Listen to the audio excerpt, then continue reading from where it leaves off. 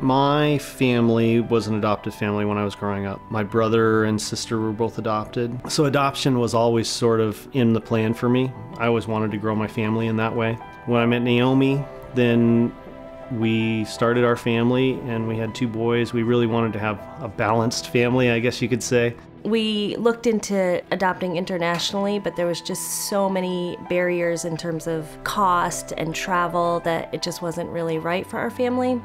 We also thought about how many kids were right here in our own backyard. So that was something else that was important to us. Adding to the family by bringing in a child that really needed good parents and a loving home was very important to us.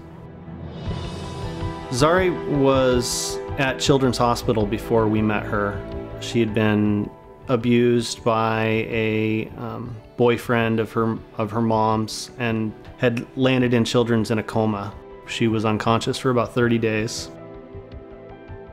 We first met Zarri when she was at a previous foster home. It was just a couple minutes away, so we just went over and we took the boys with us, and we were just there to kind of meet her and play with her and get to know her a little bit better.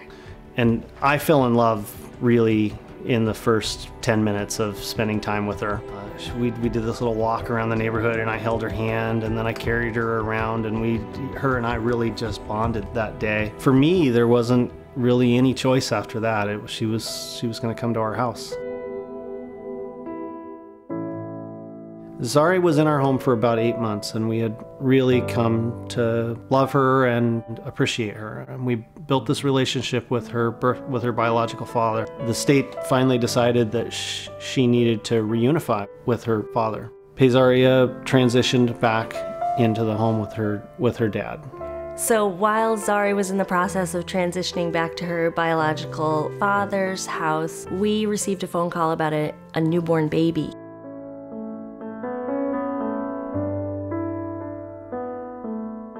The day we officially adopted Isabella felt kind of anticlimactic because you're in court for like a minute and a half and then it's all done.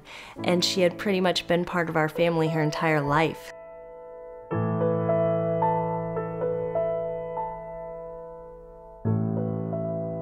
Unexpectedly, we got a phone call on Graydon's birthday. They told us that Zarri needed a place to stay. We immediately said, well, she's coming here. That night on Graydon's birthday, she showed up and Grace said, she's coming back as a birthday present. Izzy, help Gray blow him out. You do it. There you go. Yeah! One more! I blew it out! She came in and the boys said, Zarri! And Zarri said, Gray and Connor! And they just started playing. And it was an amazing moment.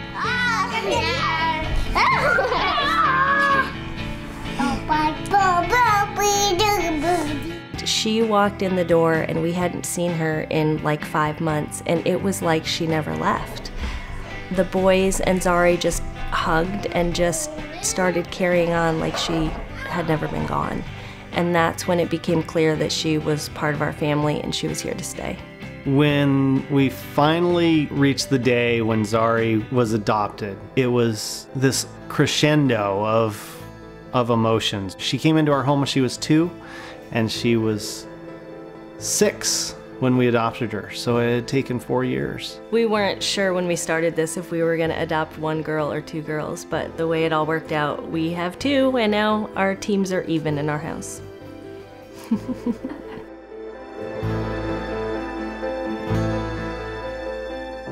I do not like them here or there. I do not like them anywhere. I do not like green eggs and ham. I do not like them, Sam. I look at Zarri now, today, and I think about what the life would have been for her if she hadn't come into our home. Zarri is an amazing little person. She is definitely a survivor. She is very resilient. She is very strong-willed. She knows exactly what she wants and she goes for it. She's on track with school these days. She's physically adept, and I can see her going off to college and being this amazing, productive young woman that can change the world because her determination will let her if she uses it.